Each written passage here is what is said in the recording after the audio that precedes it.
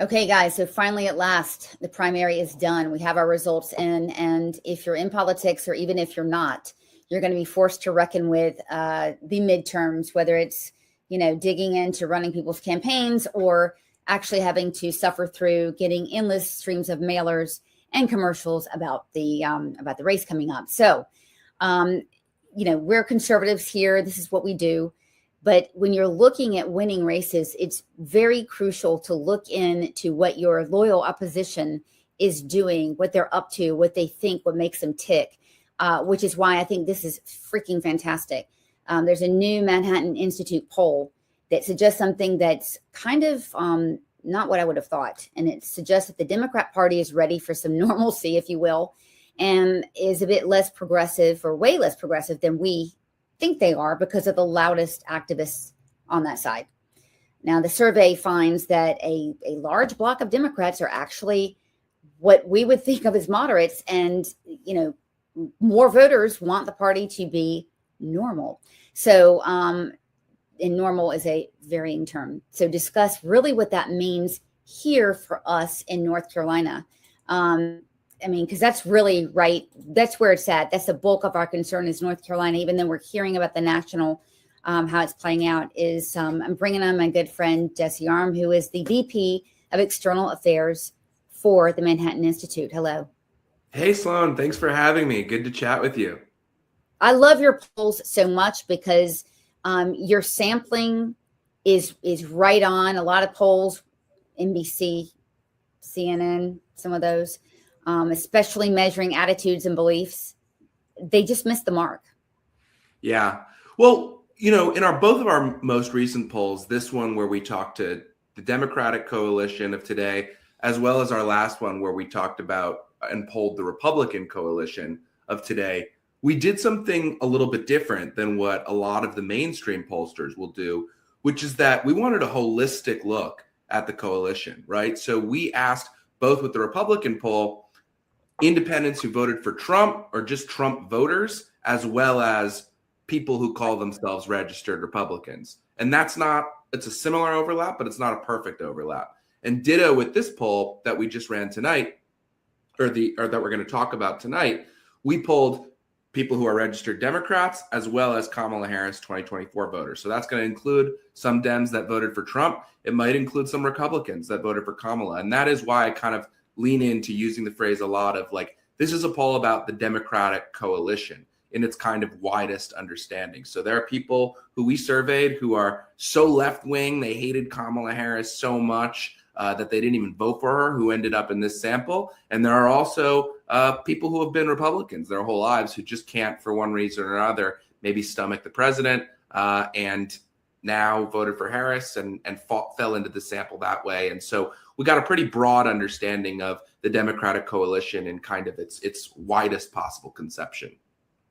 So you're including in that, in other words, protest votes from the right and this pro-Pally constituency that, thinks that even Kamala Harris liked Israel and Jews too much for their liking. And that's actually pretty accurate, because in North Carolina, we have the state party here that's the only state party of, Democrat and Republican that has ever voted, and has done so 3 years in a row, to boycott the state of Israel, to withhold all military funding, and had a deep anti-Semitism problem right here, not in Michigan, not in California or New York, right here.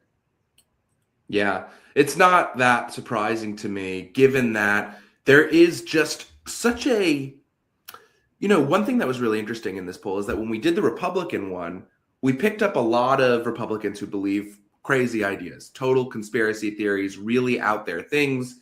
9/11 was an inside job. October 7th was manufactured by the Israeli government. Holocaust denial, revisionism, you name it. There's an appetite for it. But I do think there's a strong conspiratorial streak to the American right. And really, since Trump came on the scene, he attracted a lot of these people who are different, who didn't fit into the Democratic coalition for all sorts of reasons, and he brought them into the right.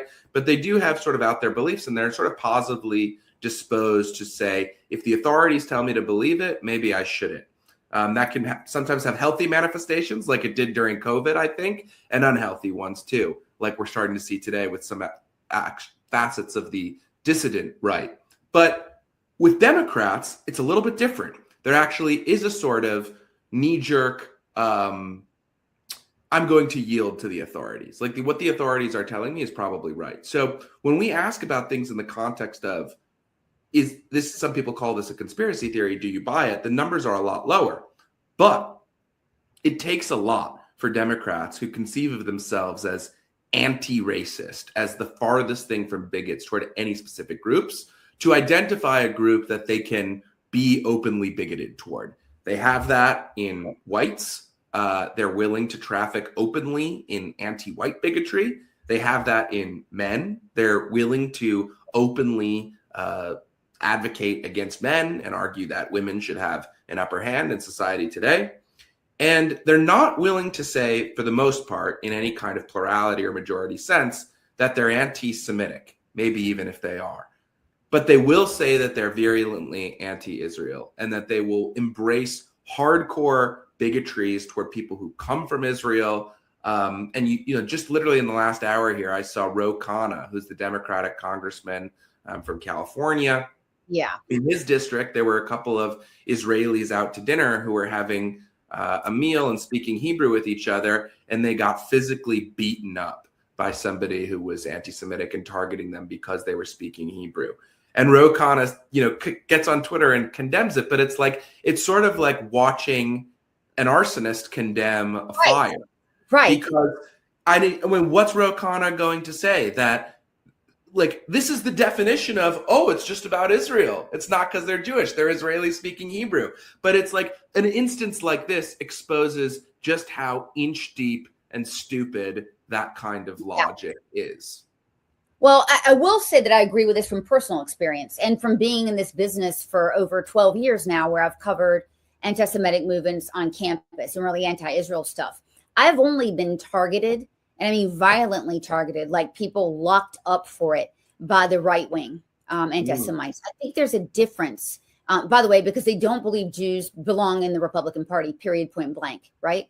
So I think there's a difference that I've seen between covering movements in the left wing anti-Zionism, and it is the bulk of it. If you're a Jew, right? If you're a left-wing Jew, you can be in our coalition. You just can't be a Zionist. Okay. The difference between that and the right wing wants you dead, period, point blank, in a discussion. They will allow you to leave the country, or you can die. And I mean that, and I've seen that, and I believe. I mean, look, both forms are very virulent. Absolutely, they all lead to the same outcomes. But the right wing anti-Semitism that we see, that does, Jesse, feel to me like a foreign op. We have never in our society, we have never as a people seen just raw Jew hatred like this, conspiratorial. We're just asking questions. We've seen it in various forms in Russia. I think we've seen it in China, during the revolution with the Four Olds program, right? Bringing in some of these conspiratorial things. Oh, there's somebody in charge, someone, it's just, to me, I think it's organic on the left because it fits that oppressor model, that the victim and the oppressor model. And they fit that nicely with America, by the way.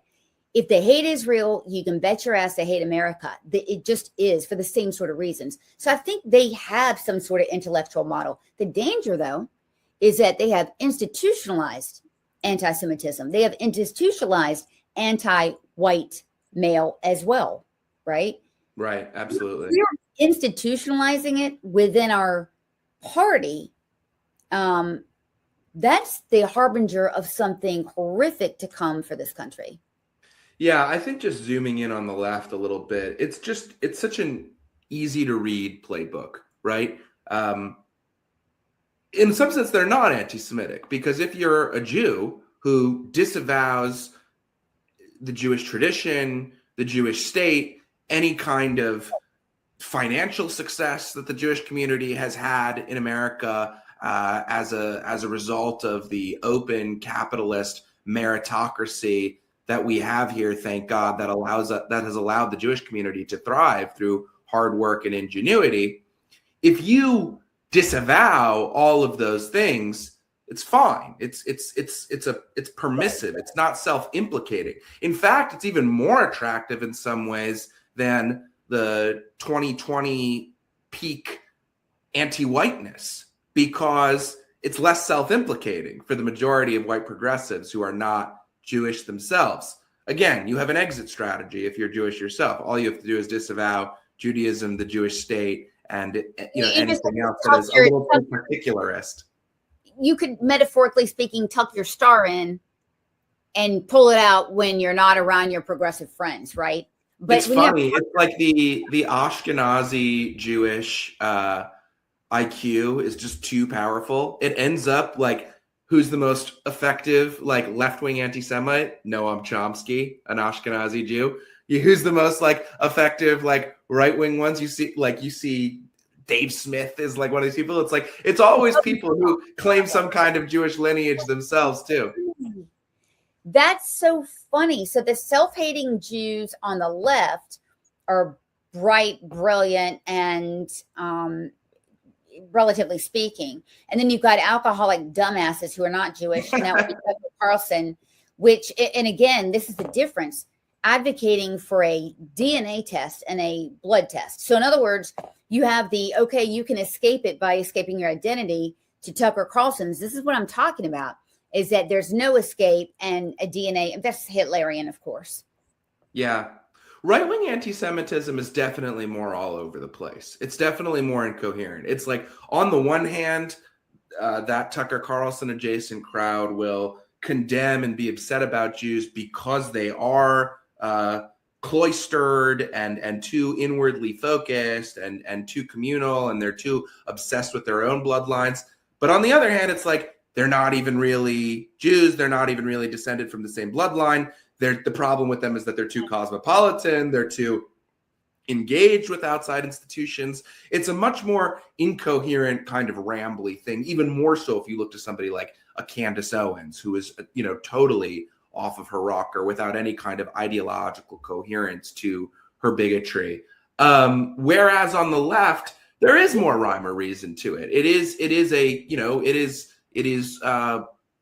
race communism, essentially. It is we don't want you to be a part of any community that isn't just the hardened progressive universalist community. Okay, I see that. And what I see too is with this the anti-Semitism on the right, it is predictably bleeding over into other areas. You're going to have Fishback and his acolytes. Of course, he's running for governor in Florida, if you don't know. Starting with Jew hatred and then slipping now and attacking Black people. I mean, because it's just anyone. And by the way, when you drill it all down, and it's anyone that's not, it's the opposite of DEI, right? Everyone, we were afflicted, right? Is what their community message is. We were targeted because we're white males, etc., and we're going to take it out. And I'm literally seeing them, Jesse, target women, Indians, of course.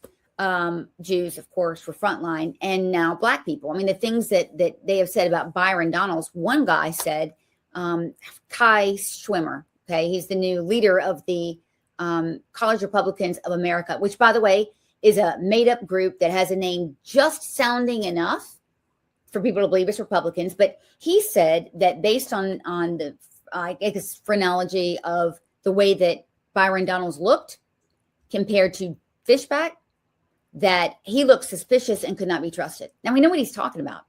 So it doesn't end with Jew hatred. They've developed this model, Jesse, that they're applying to everyone. You see what I'm saying? That's not like that.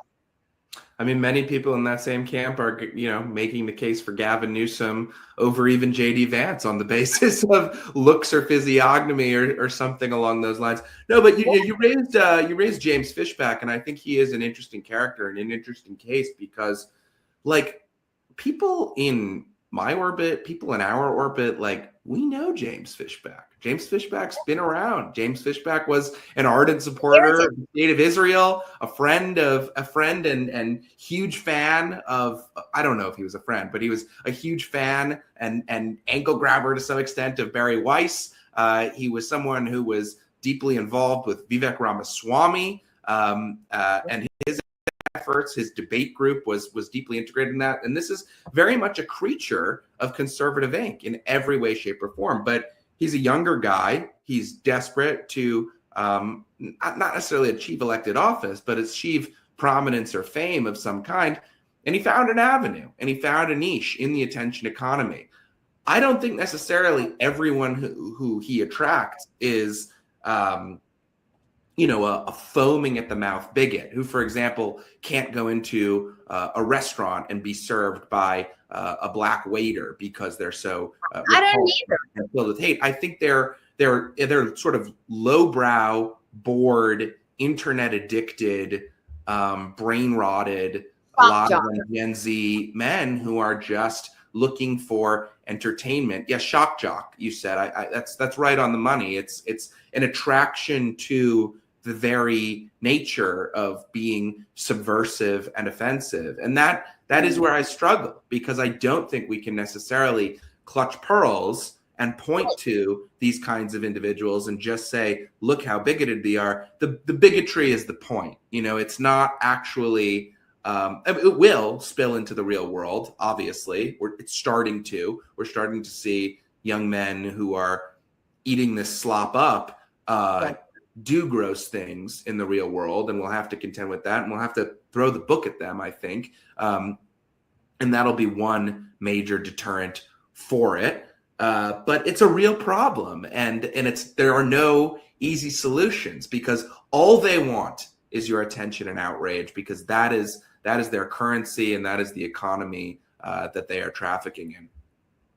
Right. And look, I have a son, and I'm surrounded by guys all the time anyway. And I have a very, if you've seen me on X, my sense of humor, I get down and dirty. So, and I get it, right? I totally get it, but I'm not making, and by the way, I'm not targeting, we all agree. Making what's called off-color jokes and whatever. So what? Everyone does it.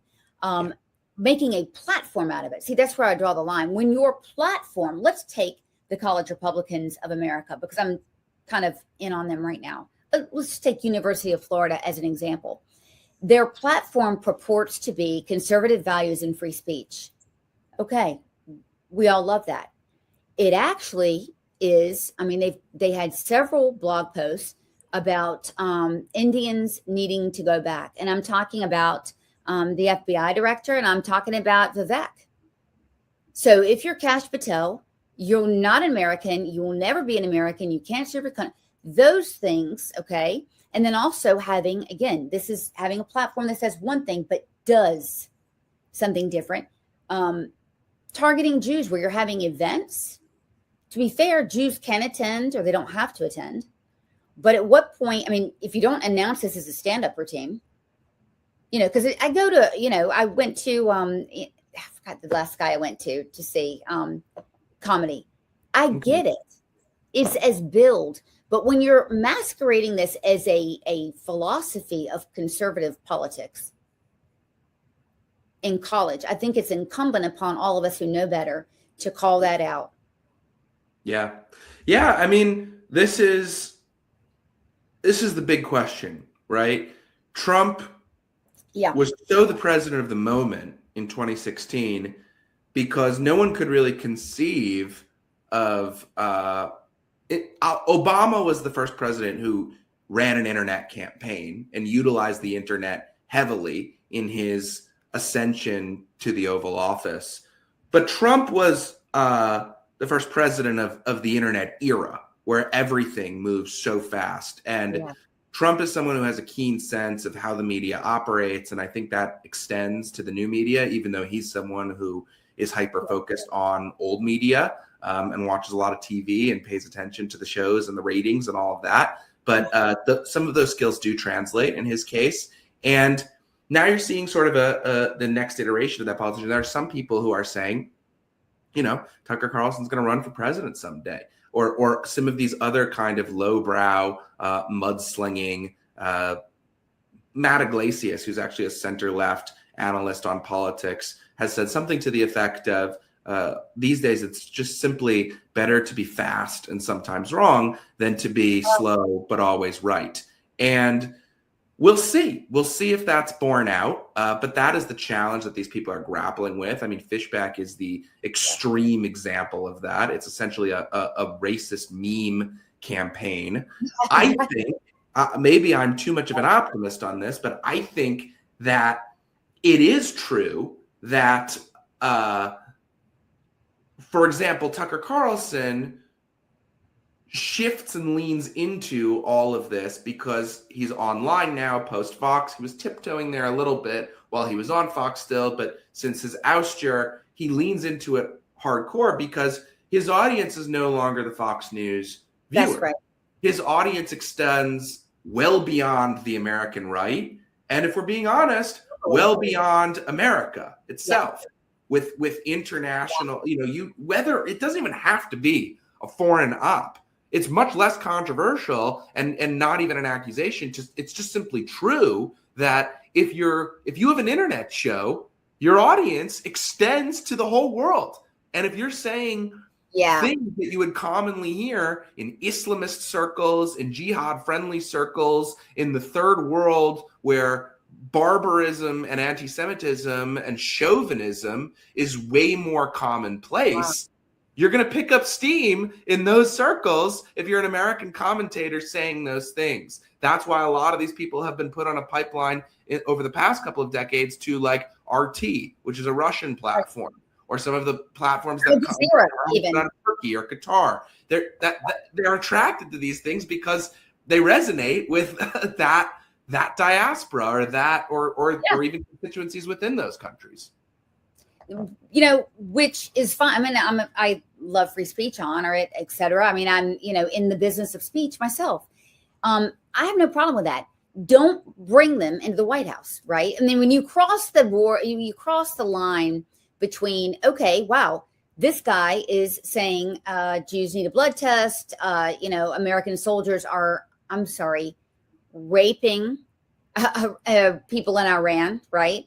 When you're saying things like that, and then is that the latest? Is that the latest one he's throwing around? It's the latest and greatest as of yesterday. Is that everyone knows when President Trump says it's got to be unconditional surrender, that it actually means, ladies and gentlemen, that our servicemen are going to rape women, and that's why they're going to, give up and blah blah blah. Never mind the fact that Iranians are desperate to be liberated, and it's only a small sliver, which is the Islamic government we're targeting. Never mind that.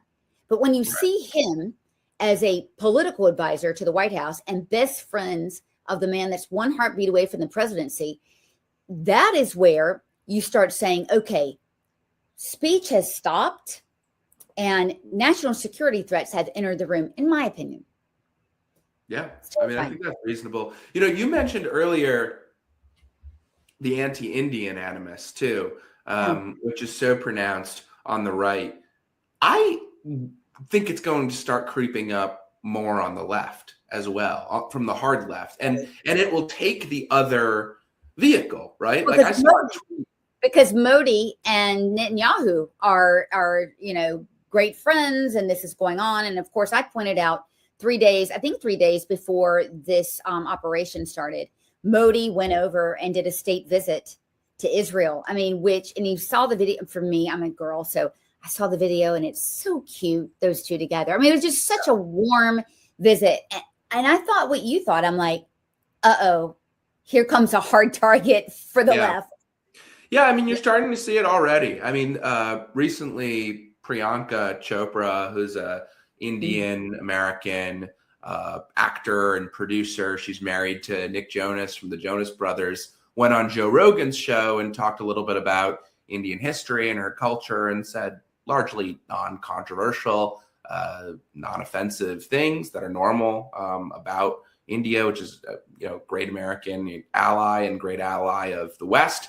And my feed started filling up with hardcore leftist watermelon flag pronoun bio people freaking out and foaming at the mouth. I mean, one of these tweets, I just see it here from Sammy Gold, who is describes as an essayist writer with bylines at Liberal Currents, wrote, "I hope you guys get ready for when the Indian diaspora finally has enough institutional support to create the new APAC. you're going to be seeing nationalist hogwash like this more often, and it will be considered quote unquote woke. And so, yeah, I mean, this is following the same playbook, right? Out and out hatred toward a group of people who are successful economically, who are moving rightward, following that economic success in American society and opportunity, are stepping sort of into the upper echelon, are becoming more negatively disposed to DEI initiatives and racial preferences because they're being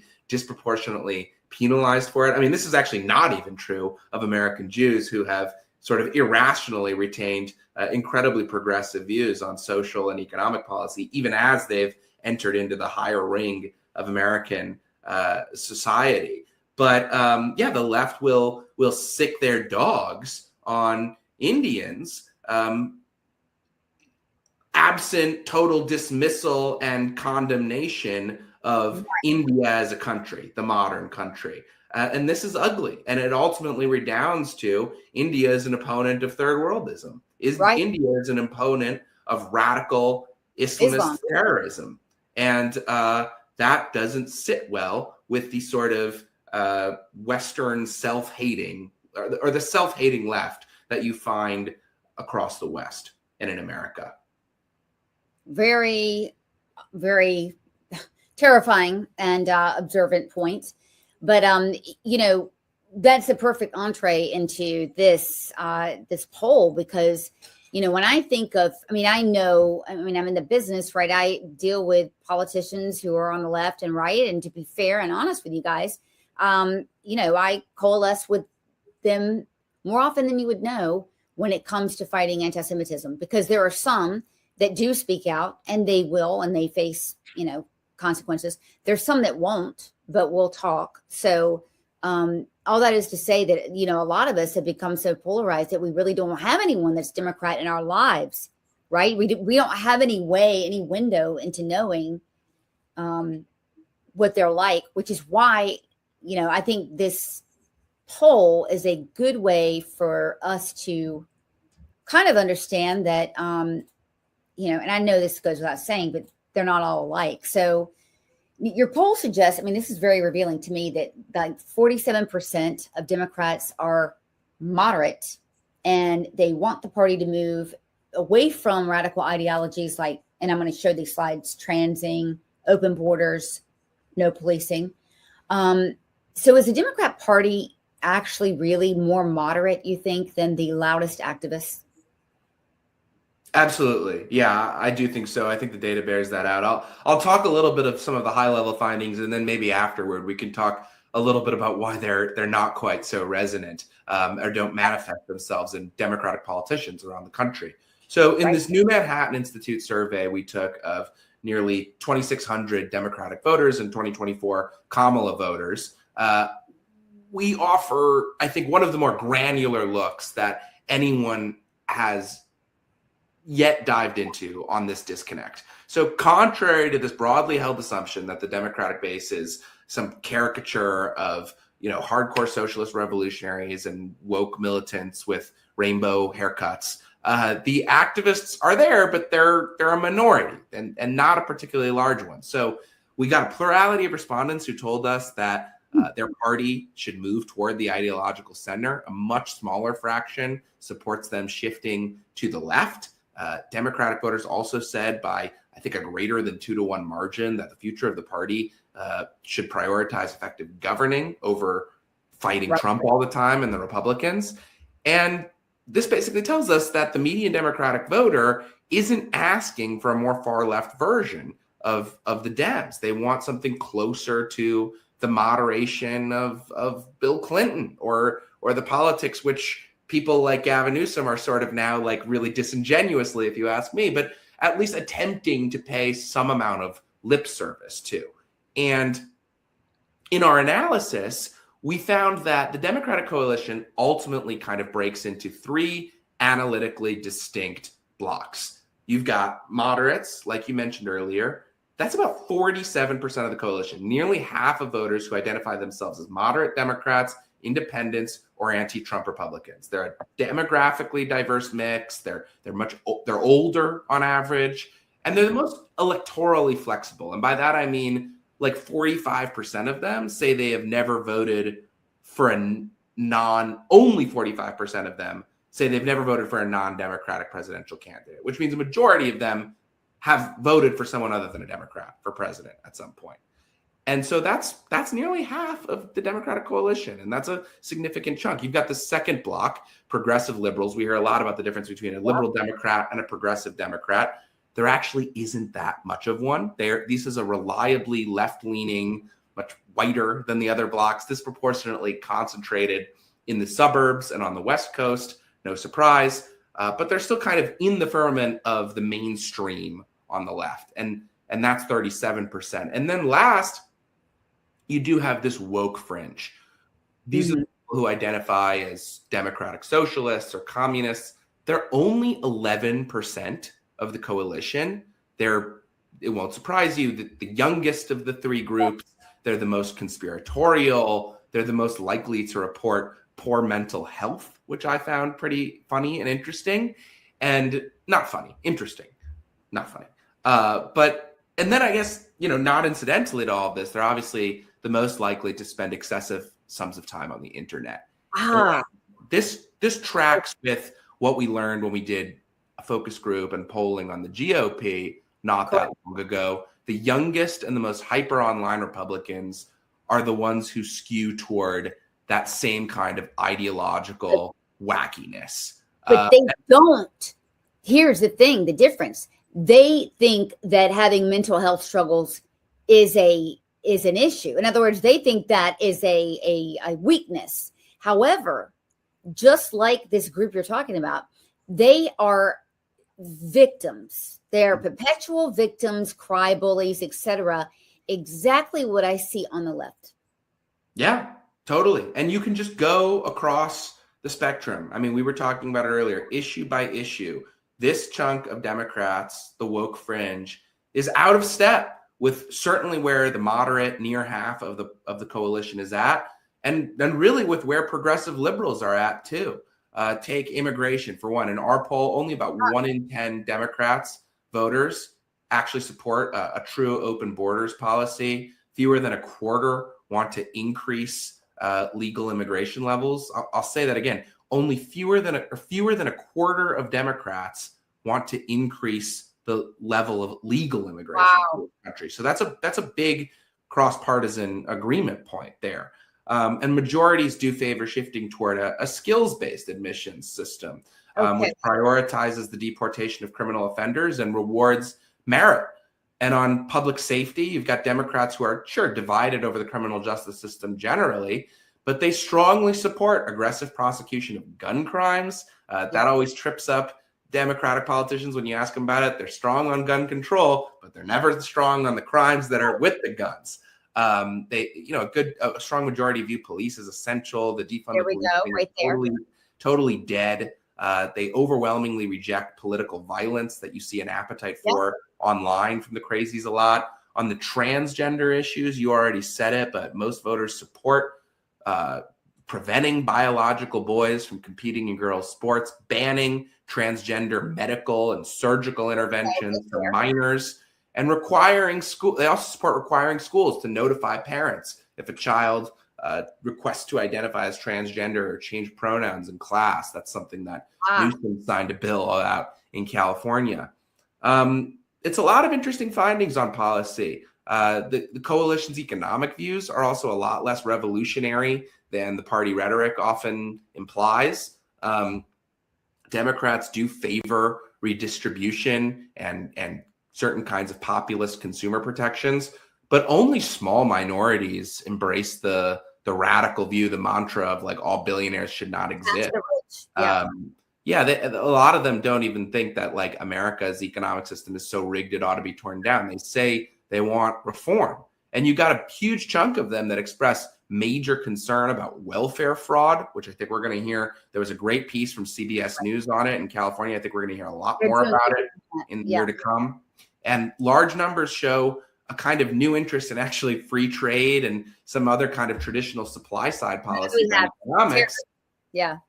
I think that might be a little bit more of like a knee jerk, like if Trump's for it, I'm against it kind of thing. But nevertheless, I mean, there are smart people within the Democratic Party who would like to engineer more support for those kinds of reforms. Ezra Klein, the New York Times guy, and Derek Thompson from The Atlantic wrote a book called Abundance, which sort of made the case for Democrats embracing some amount of greater deregulation or open-mindedness toward free market policies. And I think if savvy political consultants, executors on the left can come up with a way to sort of shoehorn abundance into a broader, like, anti-Trump resistance effort, they'll have some success. There's potential.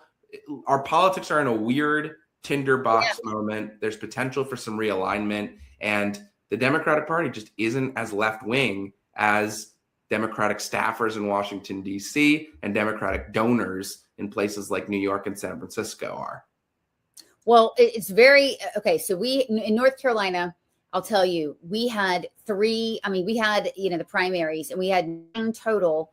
I think 6 from our side and 3 from the Democrat side, incumbents who in state government were thrown out. And the interesting thing is that there were 3 Democrats thrown out, all for the same reason, that they voted with Republicans on 2 different issues. One of them was forcing, of course, federal law compliance with the ICE detainer laws. So you had one candidate candidate in the race, but one politician, long-term politician, Carla Cunningham out of Mecklenburg County. She said, yeah, I think our sheriff should cooperate, etc. The Democrat governor and all the Democrat apparatus came out and primaried her, and she only got 30% of the vote. That's one. The other issue is that there were 2 traditional candidates. And by the way, all 3 are minorities. 1 Muslim and 2 blacks.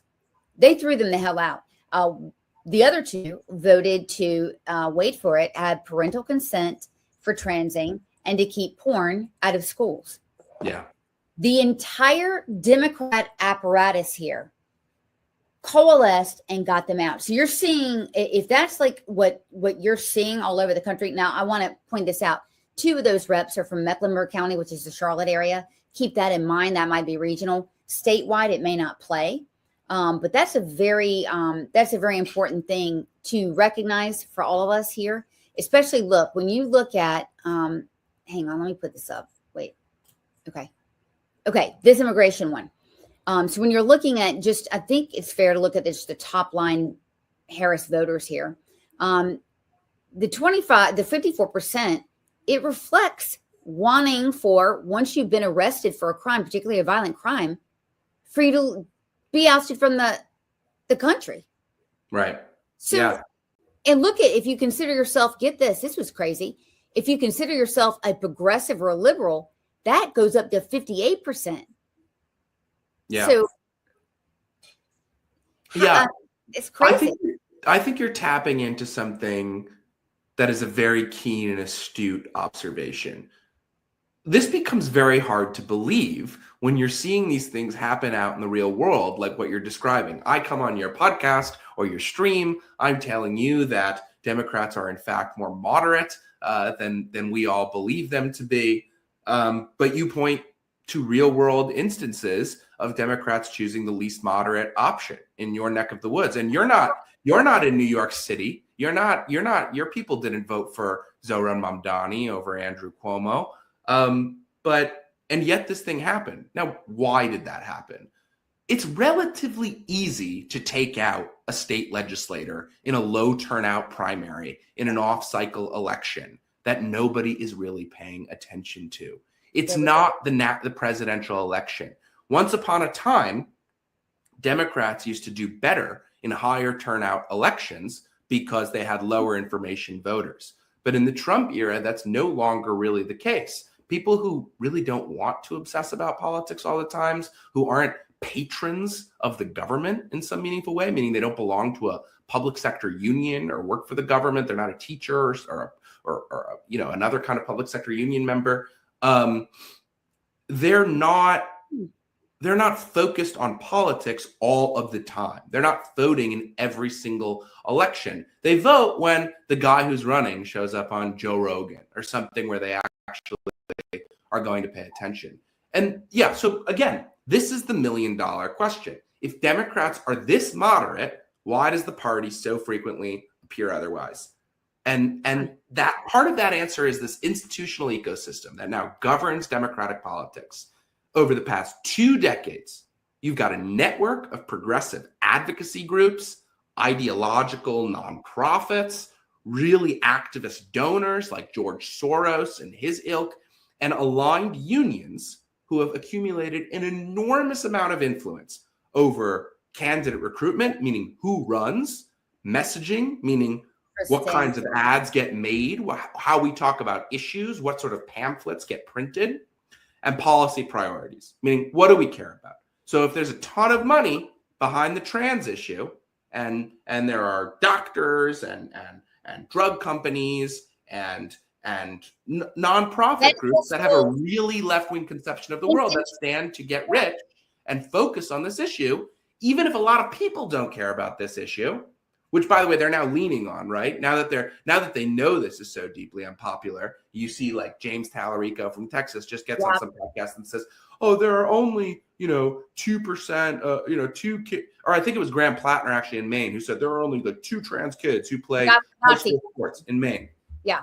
The guy with the Nazi tattoo. Yeah. And so it's like, so they come up with these creative ways to weasel out of giving you an answer on where they're all at on this issue because they know the extent of the problem. But in any event, this creates a dynamic where primary candidates in the kinds of races where you're talking about, if they deviate from the orthodoxy set in place by the activists, by this professional class that is way to the left of their own voters, they face organized opposition, well-funded primary challenges, relentless pressure campaigns from within their own coalition. So you get, as a result of that, Democratic politicians who see their incentives very clearly point toward ideological escalation, ratcheting it up, getting more radical, rather than the moderation that their voters actually clamor for. They're responding to the loudest voices in the party, even if they constitute a small minority, because they're powerful, rather than representing the quieter instincts held by most of their voters. That's fascinating. And plus, you've got the institutions themselves who are organized in this way. So we don't have unions here, but we do have, the schools, all of them. We know this already. I mean, to an extent, you even have the banks. I mean, we've got Bank of America is headquartered here, and they do a lot of, at least outwardly, a lot of crazy things. But I've heard that there's a lot of, internal voter education efforts. And wouldn't you know, they're always voter education in one direction. Yeah. Yeah. I mean, and you do have, you're not a blue state. You're not a blue state yet. But you've got public sector unions. I mean, you've got the UE local 150. You've got the state employees. Like here's the thing about and you've the North Carolina Association of Educators. And like, look, it's not that they're bad people or anything, but it's just that there's economics that supercharge this dynamic. Okay, you've got many party leaders who depend directly on government spending, regulation, and nonprofit advocacy for their livelihoods.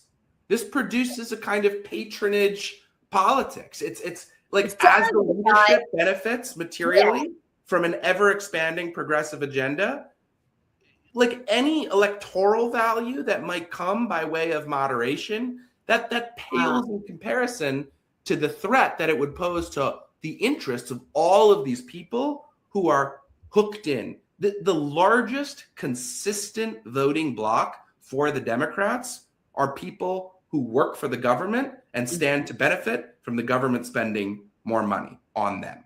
It's just the reality. The only exception to that rule is really in the military, where Republicans tend to want to spend more money. It's brass tacks economics for a lot of people. Yeah, I mean, a lot of, we field a lot of complaints here about, why did this come up onto the floor for a vote, or moreover, why did this get voted on? And people don't understand. It's an unfortunate reality that incentives are not aligned as you would think once your guy gets into the legislature. It's not, right? And how do you explain that back home? It's difficult. And that's when the gaslighting comes in. I mean, we recognize it because we're in politics, right? And you cannot run an election out of a mud hut.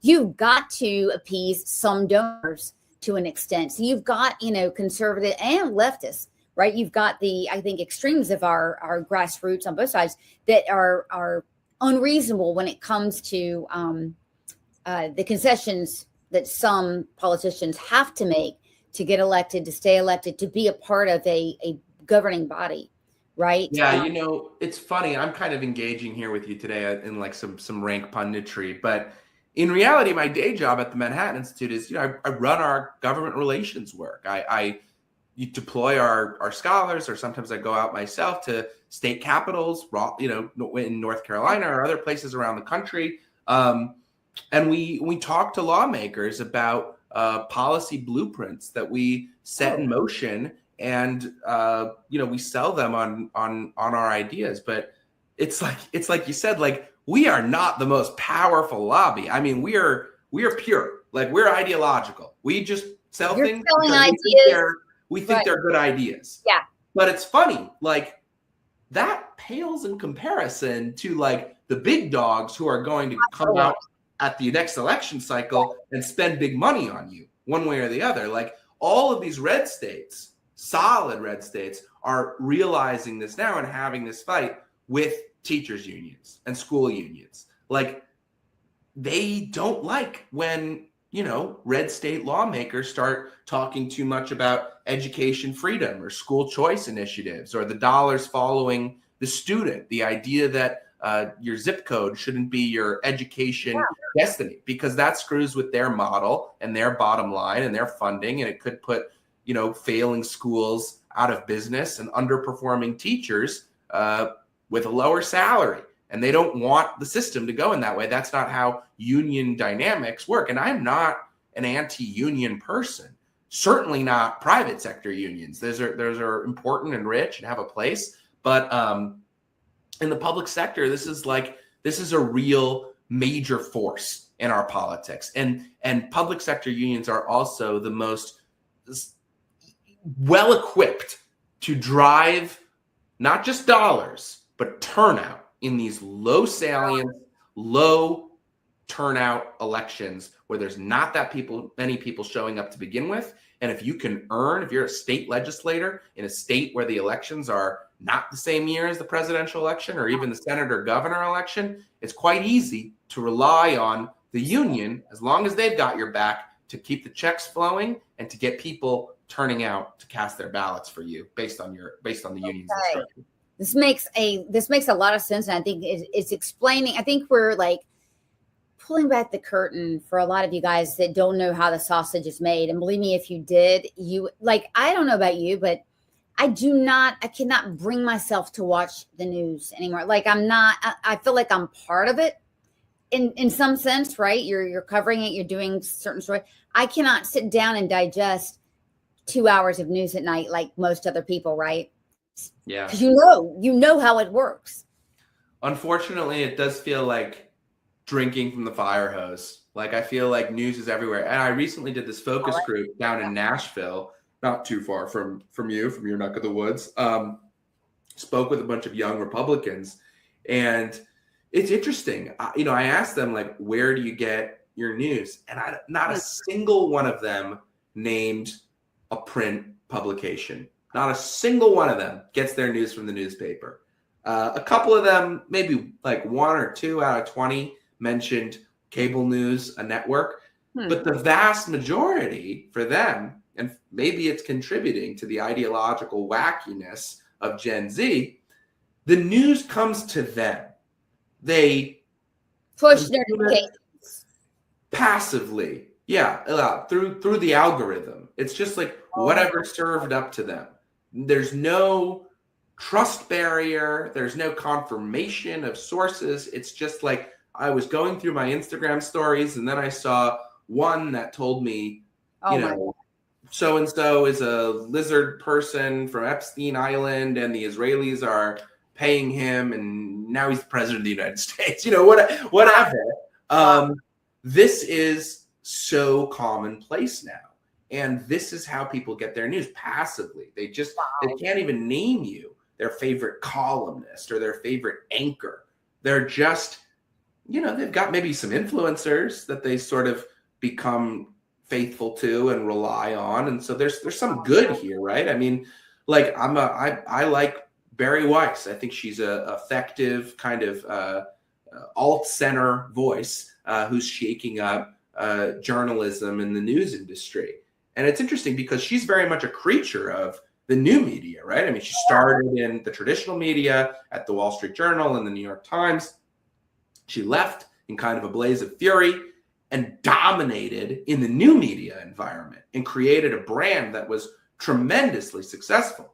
But now she's going back into legacy media, and she's going to try to bring that new media skill set to legacy media. And I think that'll be an interesting dynamic. I think there'll be also people who come from legacy media to go to new media.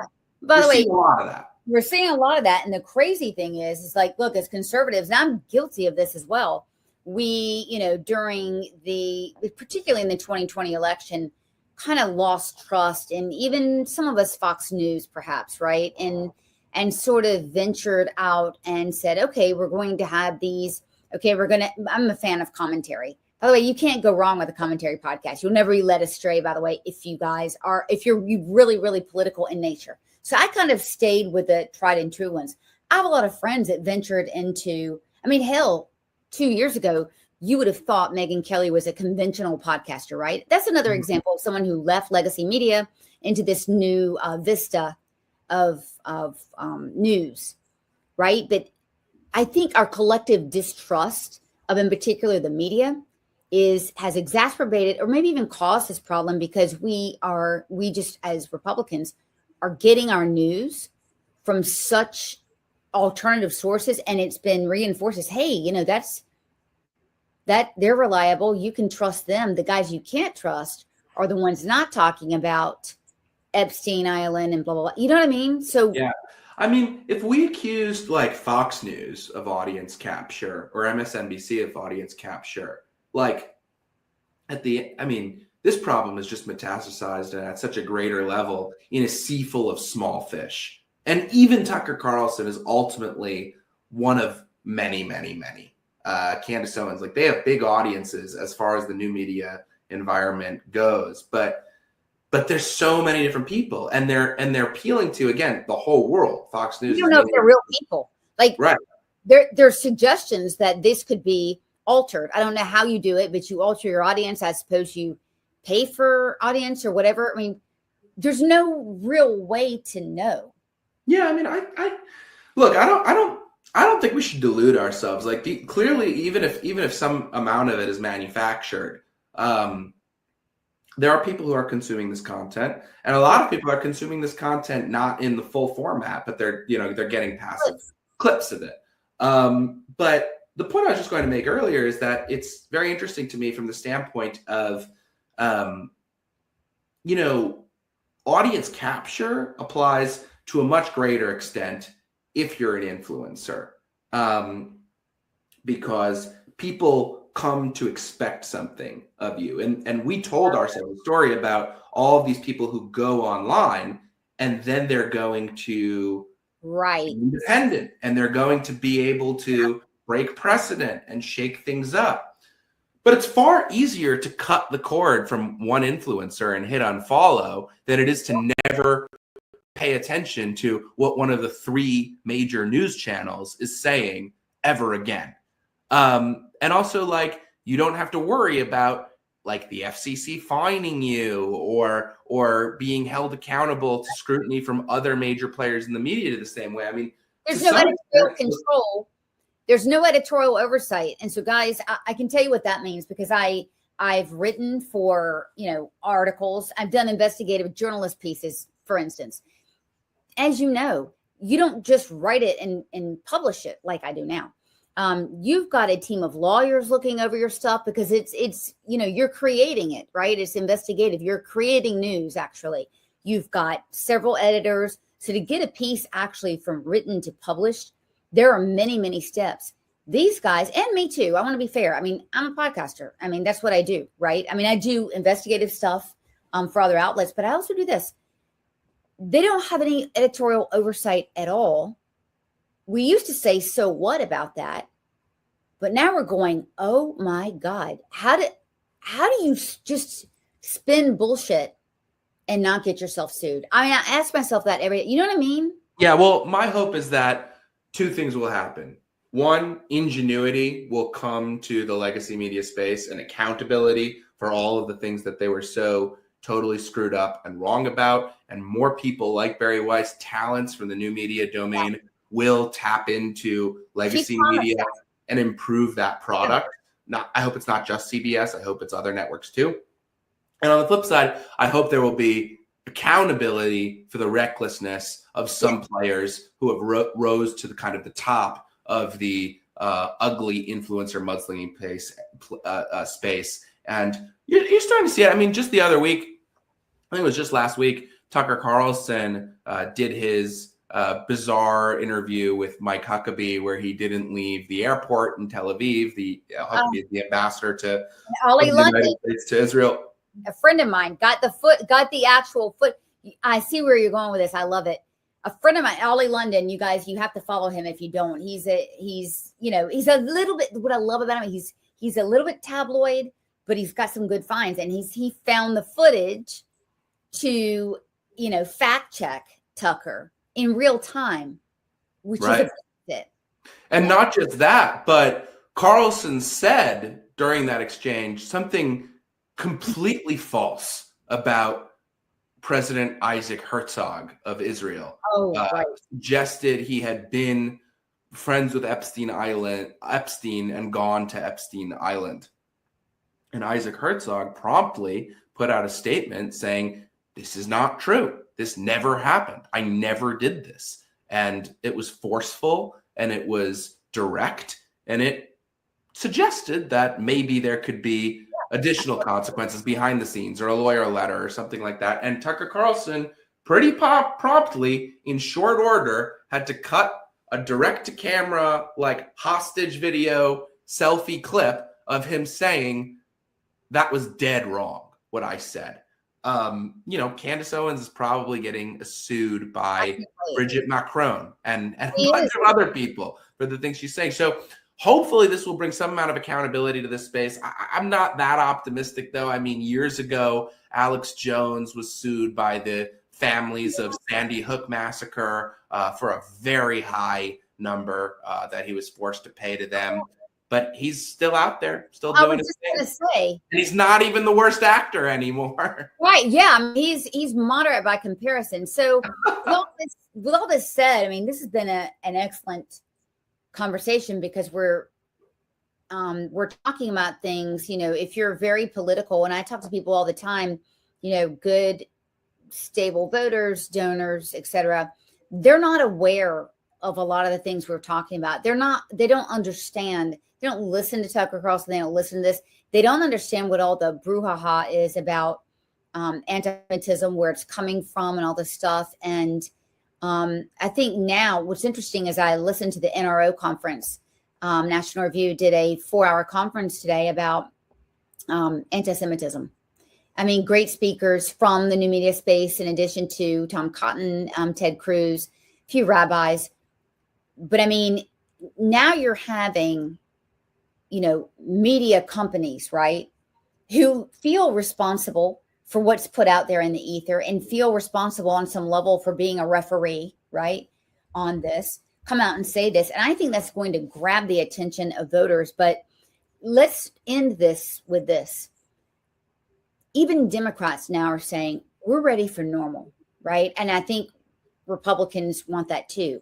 What we're talking about in the conservative party, in the movement, is a threat to normal, because I'm telling you right now, nobody's going to vote for conspiracy theorists, fishback types, right?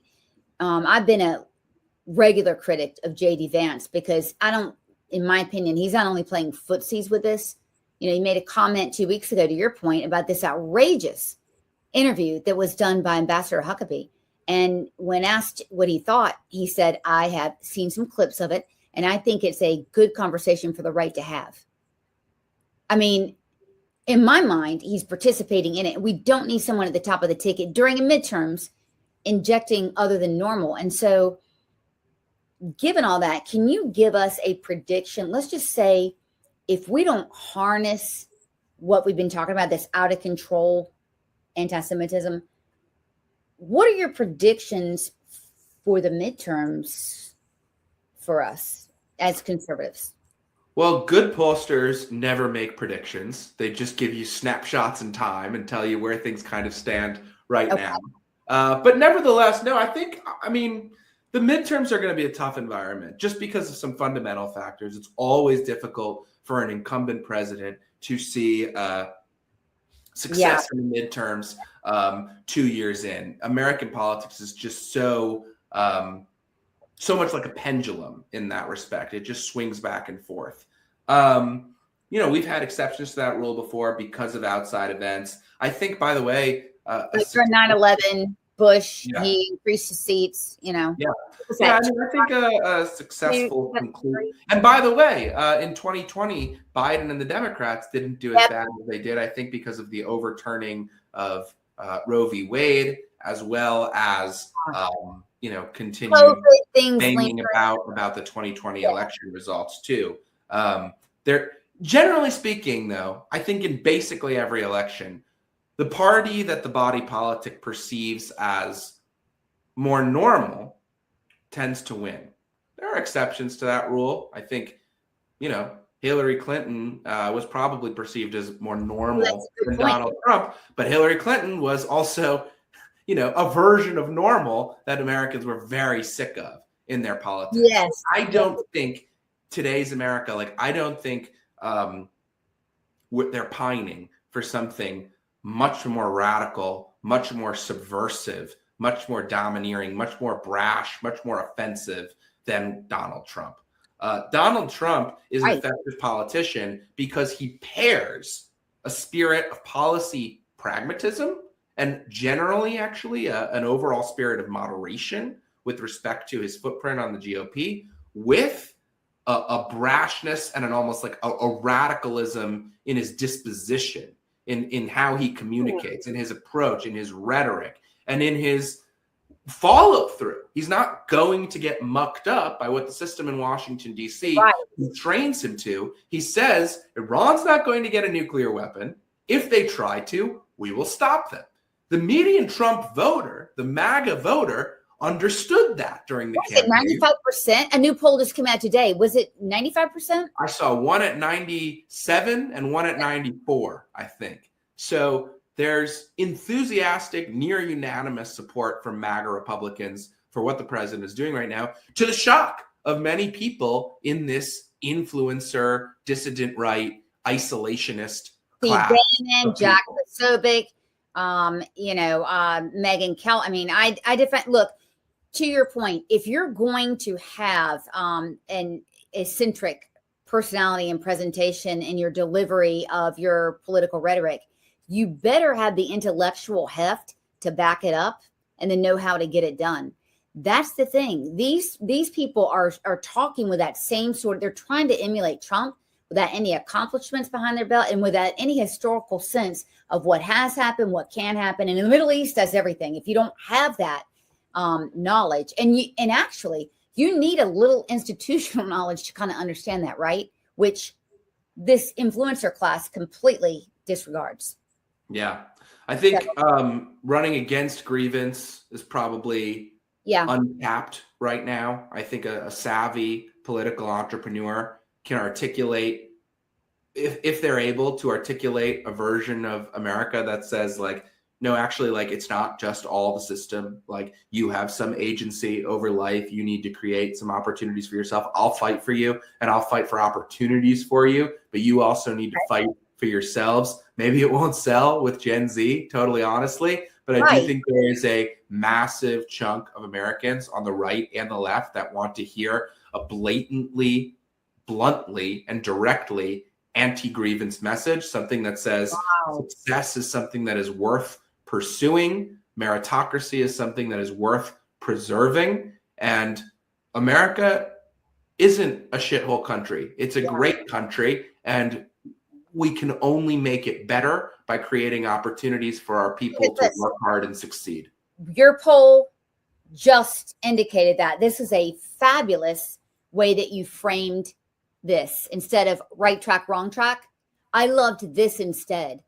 And 64% of Harris voters say the founding has been mostly a good force in the world. The moderates obviously higher, but again, this shocked me. The progressive liberals, I think it was, they're a point higher. So, yeah. So what you just said is reflective in these numbers, is that someone needs to say, look, we're a great country. We have plenty of opportunity. By the way, you asked a question about DEI. And it was, of course, Black people feel, and if you ask Jews too, we do feel still persecuted. So there's a little bit higher.